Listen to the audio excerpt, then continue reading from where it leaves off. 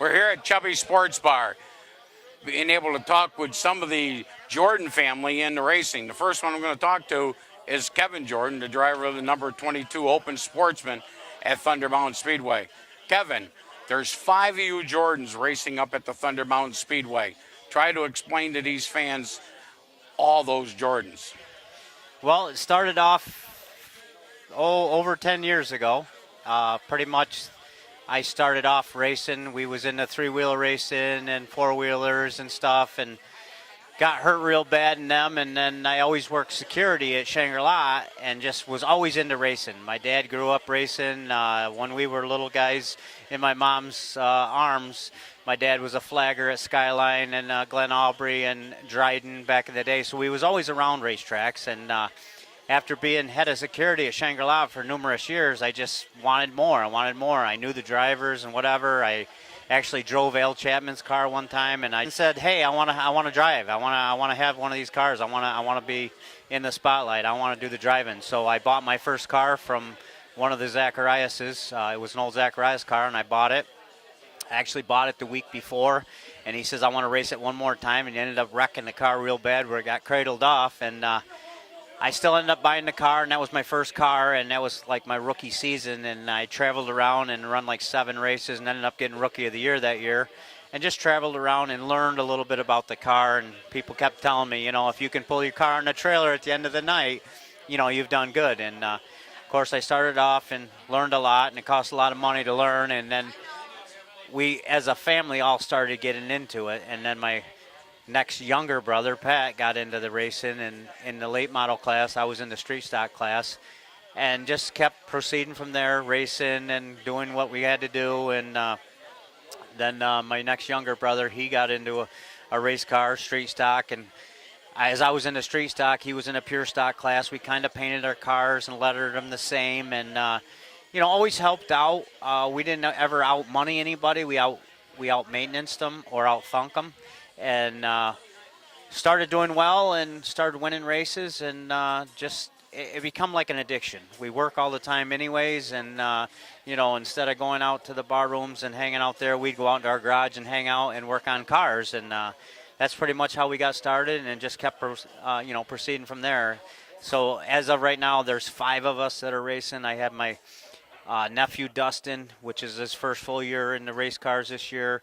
My younger brother Chris, which is in the Open Sportsman's class in my class. My other brother Pat, next younger brother, he's came back into racing this year. He's in the crate class, and of course I'm in the open class. And then Ryan is in the modified class, and he's doing really, really well in there. And it's all a family thing. It's it's five of us together. It's a family. Somebody needs something.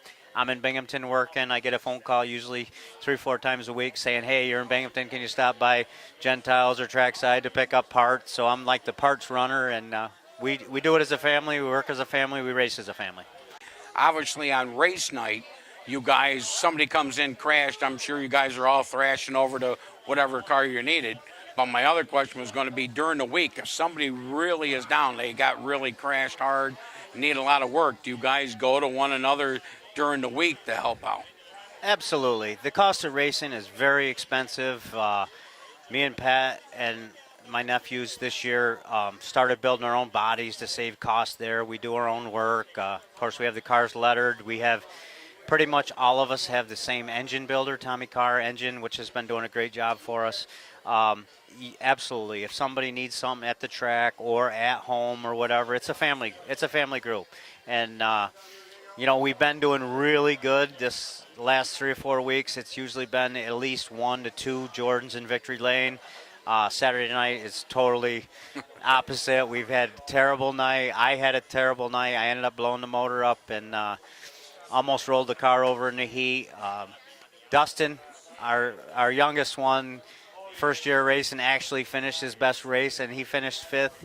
And he was ecstatic, and we're all ecstatic for him. We celebrate together. He finished 5th. He got to go over the scales, and it was like the best thing that ever happened. I had a bad night, ended up blowing up. My younger brother, Chris, he had a bad night, ended up losing oil pressure, so he had to pull off the track. And my other brother, Pat, he was running good. second with 3 laps to go, and his car overheated, so he had to pull off the track. And then comes Ryan in the modified, and he actually started off bad. Went to the rear a few times, had flat tires, went in, changed tires, and ended up in the top 5. So it was a good night. Dustin was the highlight because first time he's got to finish in the top 5. So we kind of all grouped around him and cheered him on. And Ryan obviously had a good night. So that was about the highlight of the weekend. What is your career highlight? What would you think is your career highlight? I started out in street stocks for numerous years. I think 6 years in the street stocks. Won 4 track championships and over 100 feature wins. And before the rest of my family really got in, my mom and dad followed me everywhere, and I had friends that just followed me everywhere.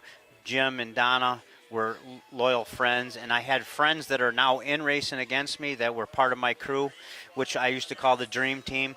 And me being a local boy, I say local boy because didn't really have a lot of money behind us, but we tried the dirt series. We traveled on the dirt series. We went to every racetrack there was. If it was down in Weed Sport to Syracuse to, wherever. It was during the week, Middletown. We'd go on a Thursday night, and we traveled.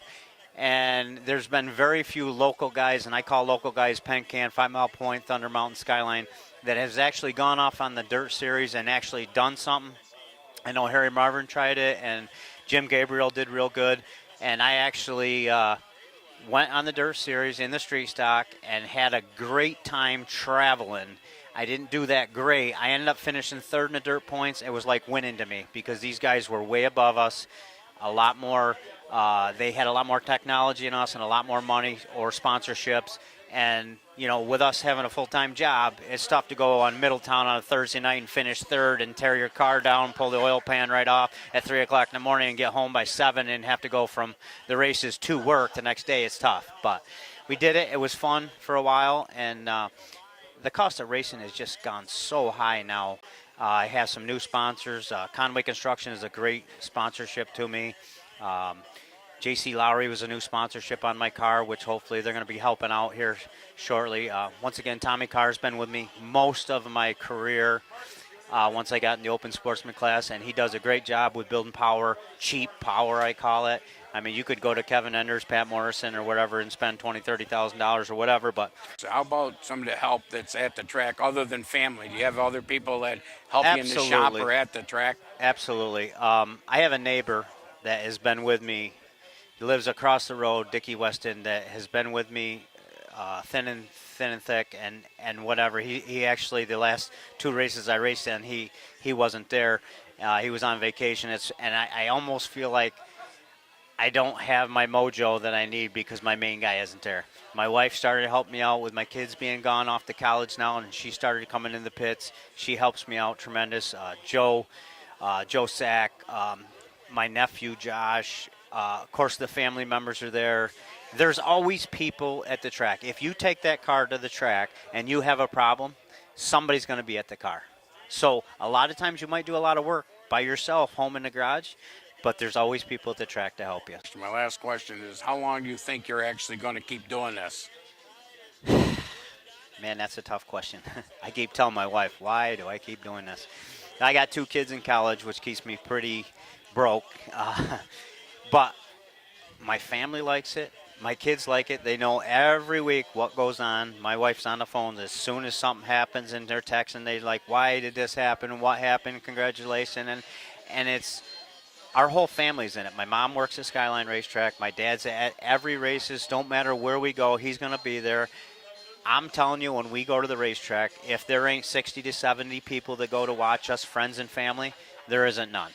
So I don't know, it's an addiction. It's like a drug addict that has to have drugs, but we do have to have racing. And to answer your question, how long am I going to do it? I this time of year, I almost say I'm not doing it much longer, but then I'll get back going and do good, and I'm like, all right, we're going to get ready for next year. So I keep going. I don't know. I think I will probably be doing it for a couple more years at least, and then I'm not opposed to coming down and saying maybe I'll just own a car and have somebody drive. I don't know, because it is a lot of work. There's no question.